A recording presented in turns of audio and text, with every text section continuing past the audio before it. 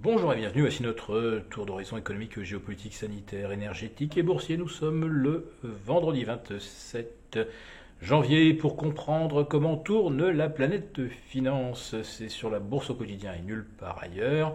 L'épisode du jour s'intitulera Créer de la richesse ou des ultra riches. De la richesse en tout cas, les marchés en créent. À partir de quoi, par contre, là la réponse ne va peut-être pas vous plaire.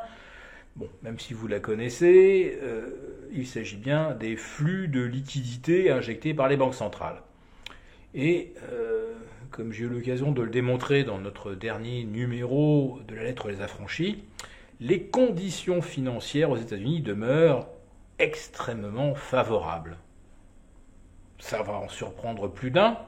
Les taux sont plus élevés, les banques centrales réduisent leur bilan, c'est-à-dire en fait obligent les banques qui ont apporté des effets obligataires en garantie à les reprendre, autrement dit ça les prive de liquidité. Mais oui, mais voilà que de l'autre côté, la Fed, tous les matins dans des opérations repos au jour le jour, restitue d'une main ce qu'elle a repris de l'autre. Autrement dit, il y a toujours beaucoup de liquidités dans le marché. Or, tout le monde sait que un des principaux mécanismes inflationnistes, c'est la surliquidité, et que même si la majorité de l'argent banque centrale destiné aux obligés de la banque centrale, ses plus proches partenaires, même si on sait que l'essentiel de l'argent banque centrale va dans les marchés, il y a quand même une partie qui finit par se retrouver dans l'économie réelle et alimenter la spirale inflationniste.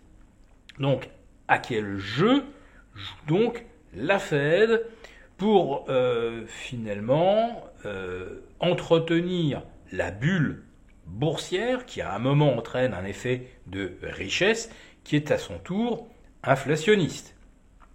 Jusqu'où va-t-elle continuer comme ça?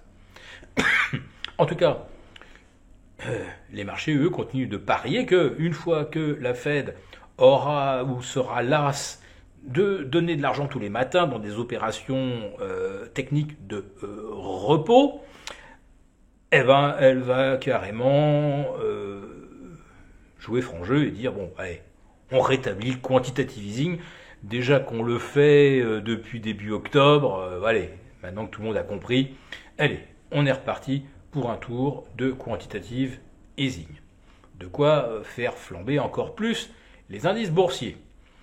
Et quand vous regardez les conditions non pas financières mais économiques actuelles, il y a quand même de quoi avoir de sérieux doutes. Alors d'abord en France, on a vu le moral des ménages tomber à un nouveau plus bas. Aux États-Unis, c'est l'épargne des ménages qui est au plus bas et leur endettement au plus haut. Un endettement au plus haut avec des taux à 5%, vous traduisez ça en 7-8 pour du crédit à la consommation et du 16-17 pour des autorisations de découvert, vous comprenez que le consommateur, à un moment, il ne va plus être là. Ah bah c'est une bonne nouvelle, au moins ça cessera d'alimenter l'inflation. Oui, mais les marchés, eux, continuent de booster et d'atteindre des niveaux de valorisation assez surréaliste. Le CAC 40, là, clôture la semaine en hausse d'environ 1,5%. Le voici à un peu plus de 7110 points. Ça fait plus 10 depuis le 1er janvier. Ça fait plus 25 depuis le 1er octobre. Et en quoi les perspectives économiques se sont-elles améliorées sérieusement? On retrouve aujourd'hui le baril de Brent à 88,5. Déjà que les carburants sont au-delà des 2 euros et bientôt au-delà de 2,20 et probablement 2,40 si le baril de Brent atteint les 92 ou que le baril de WTI remonte au-delà de 89, ça va forcément commencer à couiner. Et là, pour que le consommateur continue de consommer, il va falloir lui en distribuer de la richesse. Or, on a bien compris, avec les mécanismes actuels, que la richesse se concentre et même s'ultra-concentre. et qu'on a effectivement maintenant une classe d'hyper ultra riches. Et le privilège des hyper ultra riches, c'est qu'ils peuvent acheter tous les médias pour vous dire et vous convaincre que le système est très bien ainsi, et que quand vous contestez, eh bien, vous trouvez des éditorialistes pour vous faire la leçon. Et en l'occurrence, là, c'est M. Bernard Arnault qui s'en charge lui-même en expliquant que les Français n'y comprennent pas grand-chose à l'économie.